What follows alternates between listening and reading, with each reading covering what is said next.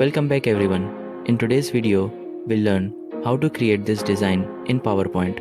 So let's begin and make sure to like the video and subscribe for more amazing PPTs. Start by going into Format Background and change the background color. Go to Insert and add rounded square like this. Change its color and remove the outline. Add your icons and add one more rounded square on the first icon like this. Change the color as you want. Send the shape to backward. Select all the other icons and change their color and duplicate the slide couple times. Go to second slide and move the shape to the second icon and change their colors accordingly.